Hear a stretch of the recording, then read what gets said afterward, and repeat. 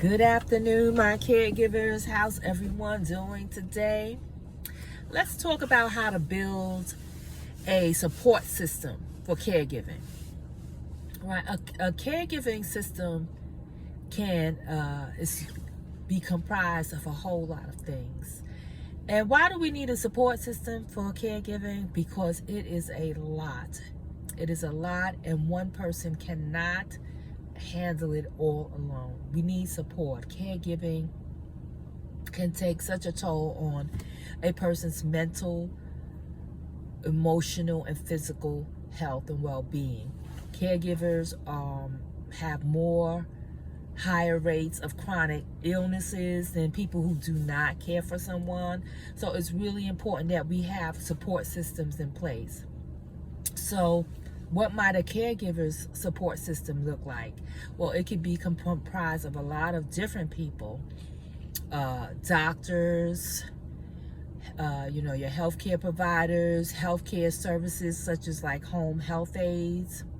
It may include attorneys, government agencies, services from government agencies. And then it can consist of other things on a more practical side, such as, for me, my primary source for support when caregiving was my faith. It was God, my faith and my relationship with God. Without God, I would not have been able to achieve anything that I achieved as a caregiver. So my faith and my congregation of brothers and sisters that were there in times of dire need, when I needed encouragement, I needed support, I needed practical support, they were there for me. So that is number one for me. But there are other sources, practical sources, such as the number two source of support should come from yourself. You have to support yourself. If you don't support yourself, none of it's going to work. And how do we support ourselves? By intentionally focusing and being determined to maintain our health. And we do that through what we eat, how we move our bodies with exercise, getting enough sleep, rest, eliminating unnecessary stress, and having social connections is really important. Social connections is the number one determinant of longevity. So supporting ourselves is second. It's most important, because if you don't, all the other stuff won't really matter, because you'll probably wind up being the one being cared for. So just to go over a few support systems or support ideas that you can include in your support system or your support community. As I said, the first support should be yourself with your diet and those things. But also giving yourself, you know how couples, they're so busy every day doing things, taking care of family, that they schedule a date night. Well, as a caregiver, you can schedule a date day for yourself. Put that in every week to have a date day for yourself. Or every 2 weeks, or every week to have time to be with yourself or with someone else and do the things that you enjoy, that make you happy, that relieves your stress. Schedule in a date day. And don't let anything interfere with it. Okay? But unless it's a dire emergency, someone needs to go in the hospital or something of that nature, don't let anything interfere with your date day.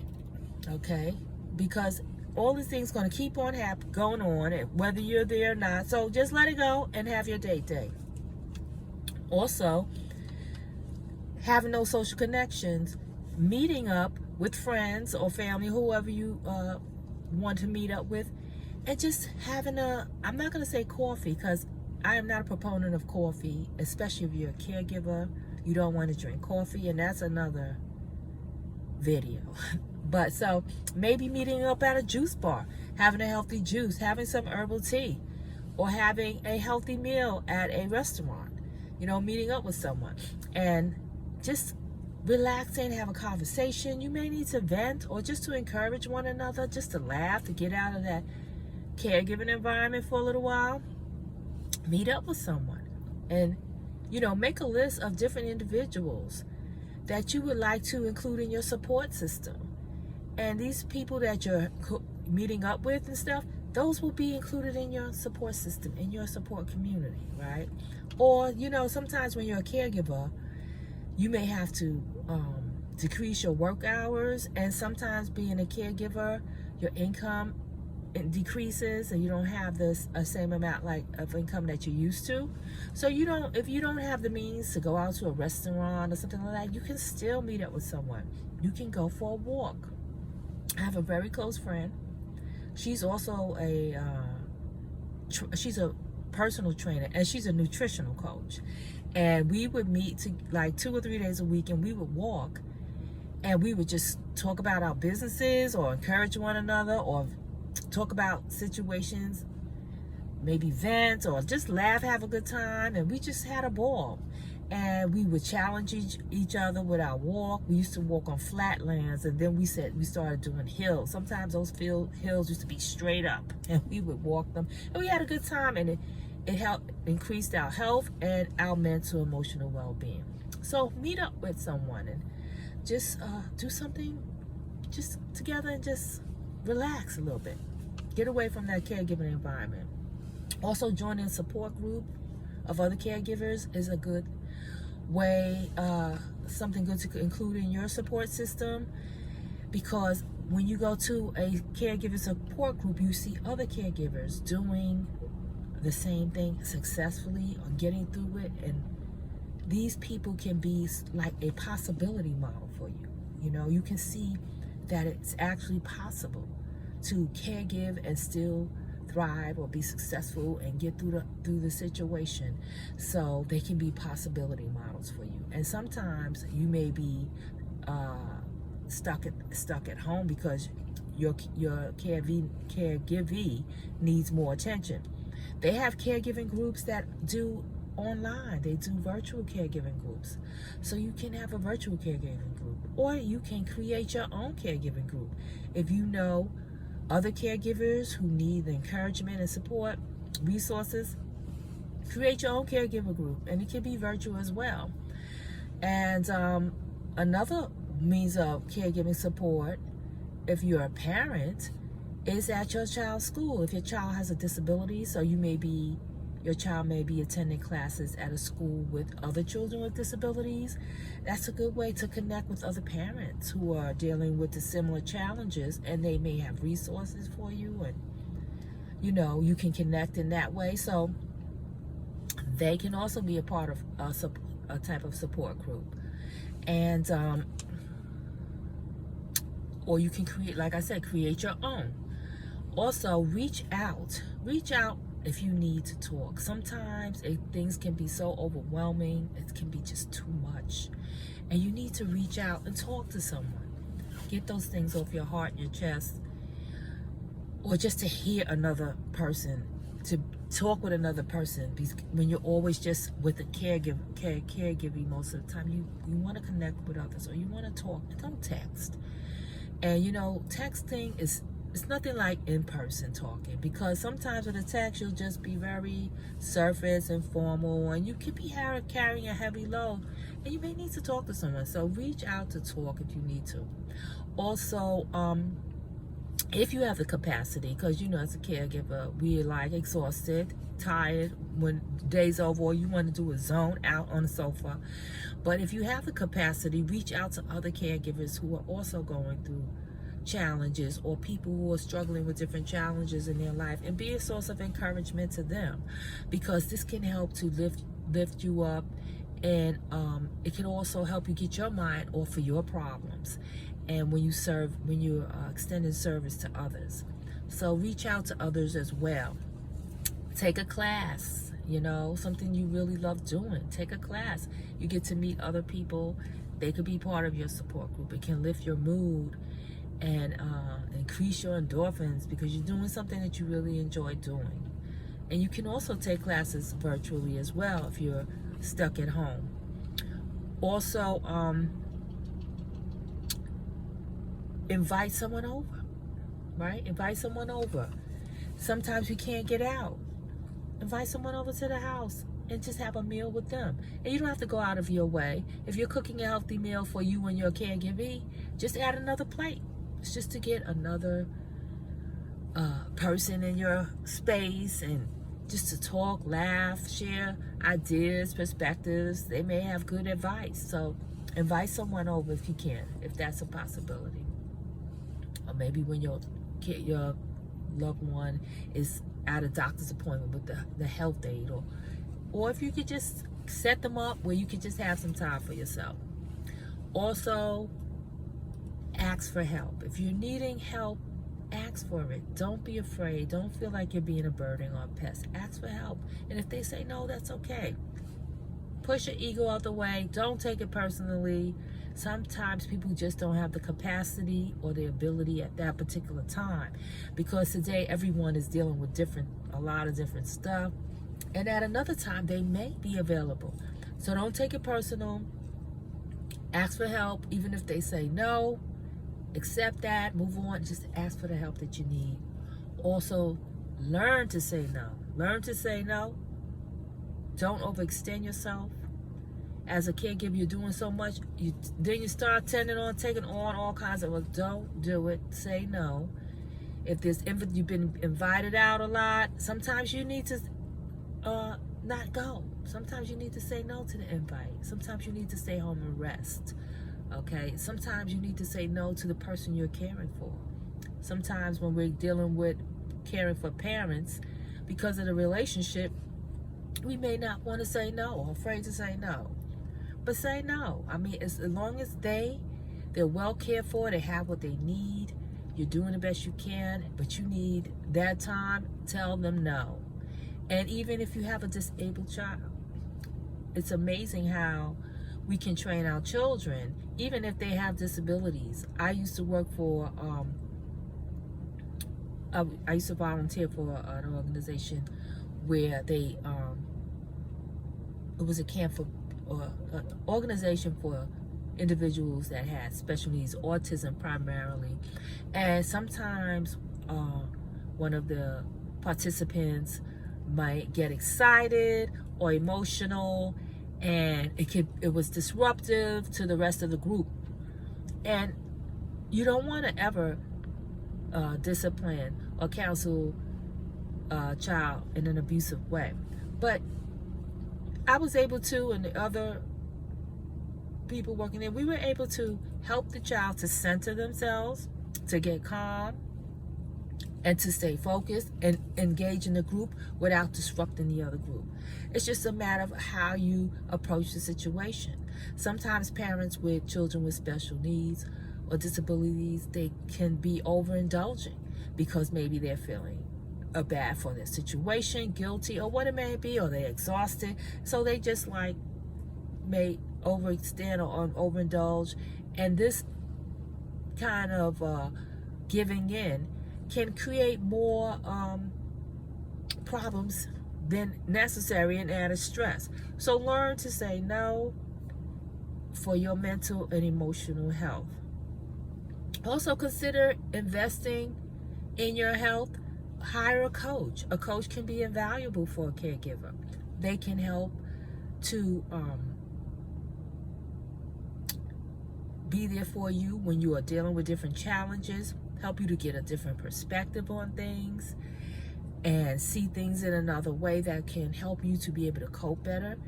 Also, they can help you, if it's a health coach, can help you to maintain your health goals, your eating, your exercise goals, and they can support you and guide you in as you go along the journey when you've fallen off, get you centered, and a whole lot of other ways that coaches can help you. It can be really invaluable to help you through that period. Sometimes when we're dealing with our caregiving responsibilities, we get so overwhelmed. We have so much on our minds. We can't see a way out or a different way where our coach can help us to see different ways that we can handle situations. You may want to hire, maybe it's got to a point where your mental health is just you're just done. And maybe you need to invest in a therapist, a professional therapist, to help you to get through all of these emotions and feelings and the things that you're going through, you know. Also, you may want to invest in a personal trainer. When you're handling a sick loved one, sometimes there's a lot of lifting, a lot of things that can you can injure yourself in the process. My friend that I would walk with, she's a personal trainer that's like functional training, teaching you how to strengthen your muscles and how to do exercises that will help you, functional exercises that will help you in daily life. So maybe you want to invest in a personal trainer. There's so many different ways you can invest in your health and well-being and take advantage of that. You know, you're investing so much time, energy, and money in others. Do it for yourself. So, like, these are just some of the things that I did as a caregiver to help me to build my support system. So we have those things like our doctors and things we talked about, health services, government resources, but there's also other ways that we can have others within our support system and community. Take a paper, write down people who you think would be a good fit into your support community, and avail yourself of those people, because you cannot do it alone. If you try and do all of this on your own and not reach out for help, I can guarantee you, you're going to burn out and you're going to get sick, and then you're going to be the one that's being taken care of. So create a community of people, you know, sit down and really think about it, you know, and do some research on, like I said, classes, caregiving groups, you know, talk to people in your community or in your schools or wherever you're at that may have some ideas on how you can better care for yourself while you're caregiving. And so just to wrap it up, I'm just going to go through it again. Have a date day. Scheduling a date day. Meet up with friends or a friend so you can get away from that caregiving routine and just get some relaxation, some refreshment, a new environment, and some encouragement. Or you can join a support group. Join a support group or create your own support group. And if you're stuck in the house a lot, use the virtual. Use the virtual for caregiving support groups. Create your own support group. Okay, reach out to others. And don't text. Talk to someone. Call someone else who is struggling as a caregiver. Encourage them. Invite someone over if you can't get out. Ask for help. And don't be afraid. You're not bothering anyone. They can say if you're bothering them or not, you know. And don't take it personal. Learn to say no. Set some boundaries, even for the people that you're caregiving. Set some boundaries. Invest in yourself. You may have to invest financially into a coach, a personal trainer, a therapist, you know, in some classes if you want to, whatever you want to do. And most importantly, support yourself by maintaining healthy eating, fit exercise, and sleeping habits, because they are going to be vital to your success as a caregiver. And so this is some of the ways that you can build a support system as a caregiver. And if you are meeting up with individuals that you're including into your support system and you're talking to people, just remember too, be mindful of who you choose. Let it be someone that you can trust, someone who's a real friend, family member that you can trust, because you don't want to have your business all out in the street, or, you know, you want to feel comfortable, you want to feel secure, you have enough to deal with. So choose mature individuals who you can reach out to for support, and just make like a little chart. Build up your community, your support system, and it'll grow, and it'll take some of that load off your shoulders. So we need to have support. You can't do it by yourself. And at Truly Plant-Based, we offer coaching services for caregivers. Those are people that we help. We help them to eliminate chronic stress. We show them how to create exit and enter strategies. to eliminate chronic stress and maintain optimal health through these different strategies. And if you feel like you need that type of help, contact us. The contact information is in the description. And have an amazing day. And remember to support yourself by creating a support system, a community that can help you carry the load. Okay, have an amazing day on purpose.